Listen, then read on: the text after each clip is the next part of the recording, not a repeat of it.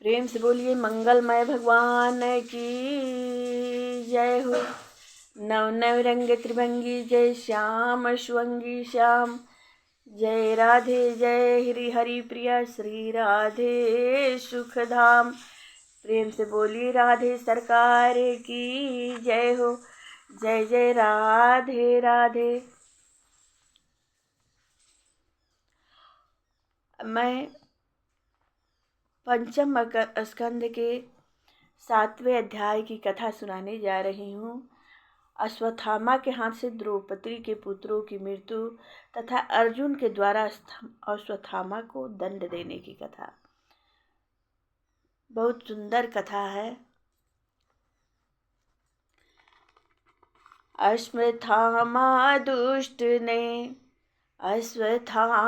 दुष्ट ने हने द्रौपदी लाल।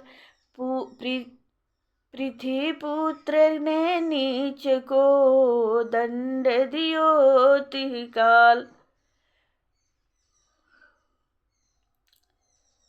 शौनक जी बोले, हे सुजी, जब नारद जी चले गए तब परम ज्ञानी श्री व्यास जी ने क्या निश्चय किया।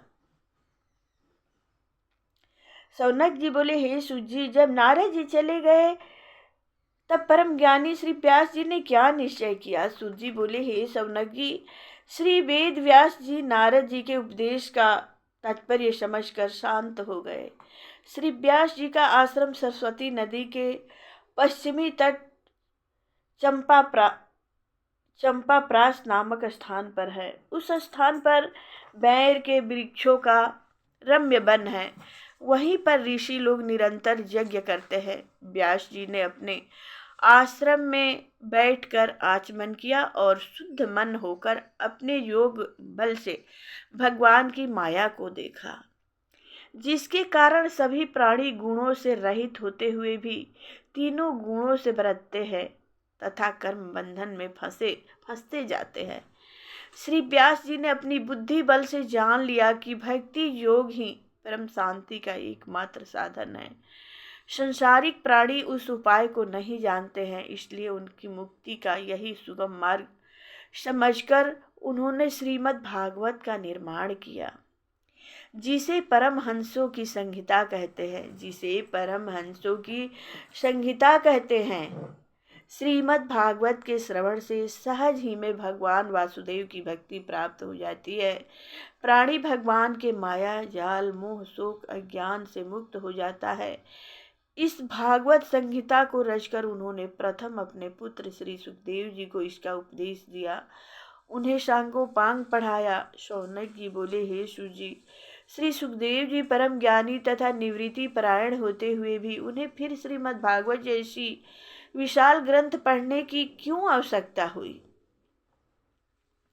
सुजी बोले, हे शौनक जी, भगवान से प्रेम करने वाले भक्त जनों के लिए उनके चरित्रों का वर्णन जितनी बार भी उनसे किया जाए वह उन्हें उतना ही आनंदमयी रस देता है। यह भागवत कथा उनके चित्त को अपनी ओर खींचती है। भागवत कथा उन्हें इतनी मधुर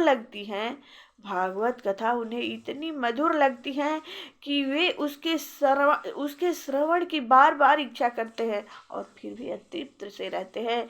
सुखदेव जी स्वयं परम ज्ञानी भगवत भक्त एवं अपनी आत्मा में रमण करने वाले आत्मज्ञानी और व्यास जी के पुत्र है। फिर सुखदेव जी जैसे भागवत भक्त ऐसी अमृतमयी कथा का अध्ययन क्यों न करे। हे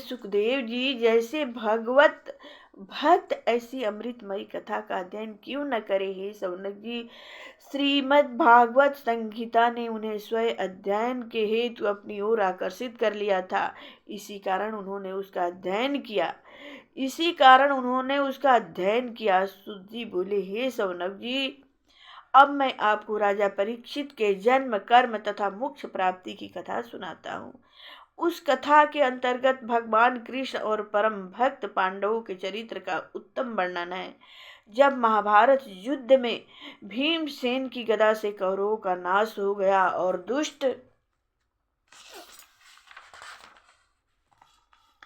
अभिमानी दुर्योधन की जांघ भी भीमसेन ने मल्ल युद्ध में तोड़ दी, तब अपने राजा दुर्योधन की ऐसी दशा देखकर अश्वत्थामा छिपकर पांडवों की शिविर में आया और उस घोर काल रात्रि में पांडवों के बचे हुए वीर महारथियों के सिर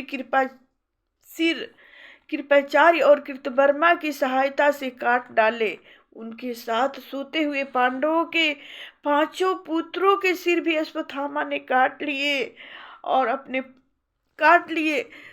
जब अपने पुत्रों की मृत्यु का समाचार द्रौपदी ने सुना तो वह विलाप करने लगी। अश्वत्थामा का यह नीच कर्म सभी को बुरा लगा, यहाँ तक कि दुर्योधन ने भी जब यह सुना तो उसे भी अच्छा नहीं लगा। द्रौपदी के विलाप पर सुनकर अर्जुन ने द्रौपदी को समझाया और उस नीच कर्म हत्यारे ब्राह्मण को पकड़कर उसके सिर को काट के लाने की प्रतिज्ञा की। ऐसा निश्चय कर भगवान कृष्ण को सारथी बनाकर महावीर अर्जुन अपने गांडीवधारी धनुष को लेकर अश्वत्थामा के पीछे दौड़ पड़े। अश्वत्थामा अर्जुन को अपने पीछे आते हुए देखकर भाग निकला। भागते भागते अपनी रक्षा हेतु सभी स्थानों में गया, किंतु सब जगह अर्जुन को ही अपने पीछे आते हुए पाया। उसने अर्जुन से अपनी प्राण रक्षा का कोई उपाय न देखा तो ब्रह्मास्त्र प्रयोग करने का निश्चय किया। ब्रह्मास्त्र का चलाना तो वह जानता, किंतु उसे लौटाना नहीं जानता था। भय के कारण उसने उस ब्रह्मास्त्र का प्रयोग अर्जुन पर कर दिया। जब अर्जुन ने उस अति प्रचंड तेजोमय ब्रह्मास्त्र को अपनी ओर आते हुए देखा, तब उन्होंने भगवान कृष्ण का इस प्रकार से विनती की। अर्जुन बोले, हे जनार्दन, आप ही इस त्रिगुणमयी सृष्टि को रचने वाले सच्चिदानंद घन परमेश्वर है। सृष्टि के आदि और अंत में आप ही शेष रहते हैं। आप ही अपने भक्त जनों की रक्षा के लिए उनको संसार के धधकते हुए ताप से बचाने के लिए अवतार ग्रहण करते हैं। आप ब्रह्म रूप होकर सृष्टि को रचते हैं तथा विष्णु रूप से पालन करते हैं और रुद्र रूप से संहार करते हैं। आपका अवतार भक्तों की रक्षा के लिए ही होता है। अतः आप मुझे बताइए कि यह प्रचंड तेजोमय अग्नि सामने से मेरी ओर बढ़ी आ रही है, क्या है, कहाँ से आ रही है, इसे बचने का क्या उपाय है, यह मुझे समझाइए। श्री कृष्ण बोले, हे अर्जुन, हे प्रभु, जब भगवान ने पहतना आफत बा तो हमने कितना आदि नहीं बनी जा। जय प्रभु।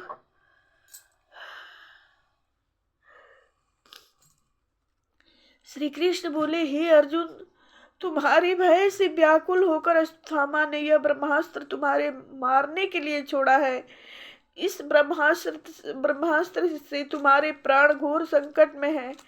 वह अश्वत्थामा इसका प्रयोग तो जानता है, किंतु इसका निवारण नहीं जानता है। अतः इसका निवारण करने के लिए तुम भी अपना ब्रह्मास्त्र छोड़ो।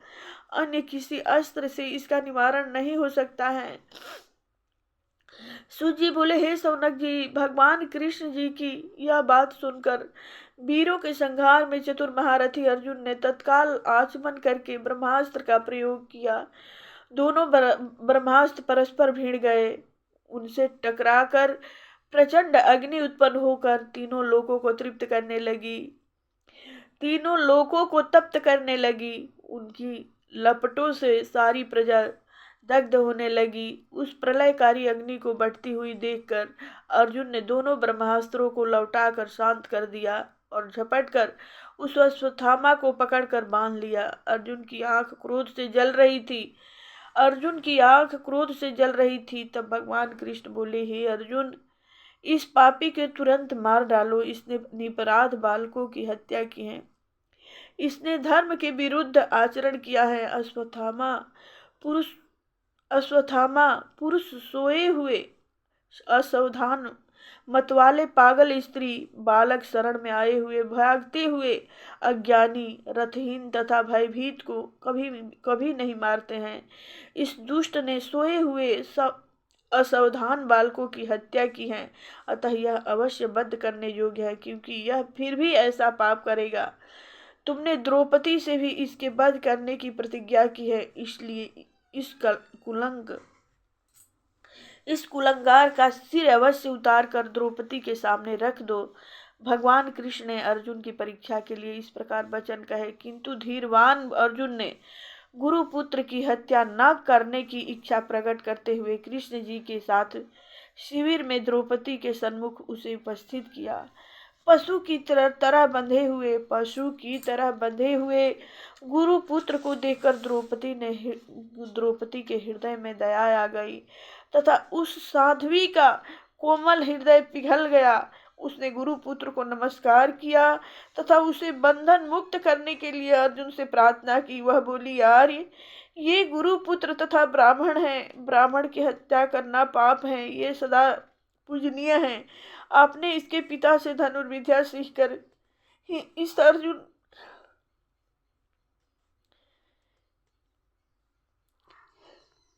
इन अपूर्व शस्त्रों का ज्ञान प्राप्त किया है। पुत्र के रूप में आचार्य द्रोण ही आपके सन्मुख बंदी रूप में खड़े हैं। इनके वध करने से इनकी माता कृपी मेरी तरह कातर होकर पुत्र शोक में विलाप करेगी। जय प्रभु। उसे पुत्र से विशेष ममता होने के कारण वह द्रोणाचार्य जी के साथ सती नहीं हुई। कृपी की आत्मा मुझे निरंतर कोसेगी। मेरे मृत पुत्र इनके वध करने पर अब लौट कर नहीं आ सकते। जिस प्रकार पुत्र शोक से मैं व्याकुल हूँ,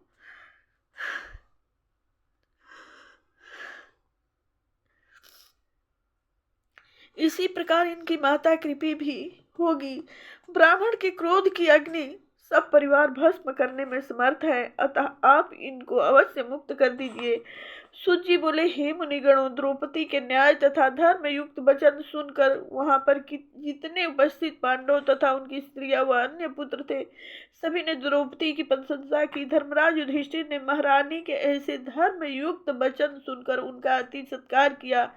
नकुल, सहदेव तथा स्वयं कृष्ण चंद्र ने भी द्रौपदी के वचनों का आदर किया और प्रशंसा की। सभी स्त्री पुरुषों ने द्रौपदी के वचनों का समर्थन किया, किंतु भीमसेन ने क्रोध में लाल नेत्र करके कहा कि इस दुष्ट ब्राह्मण पुत्र ने तो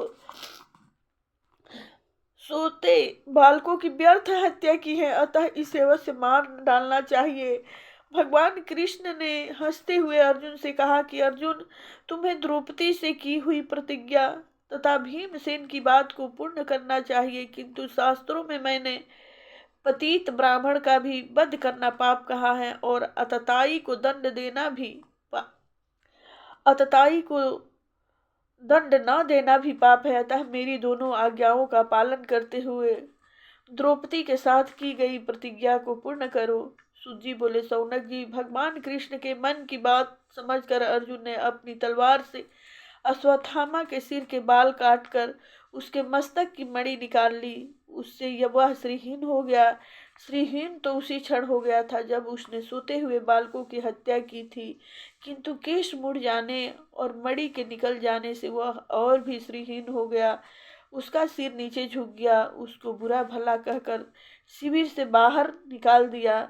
उसके लिए यह अपमान मृत्यु से भी अधिक बढ़कर था। पांडव लोग सभी अपने बंधु बांधव व पुत्रों की मृत्यु से शोकाकुल से थे। उनकी अंतिम चेष्टा क्रिया आदि कर्म किए।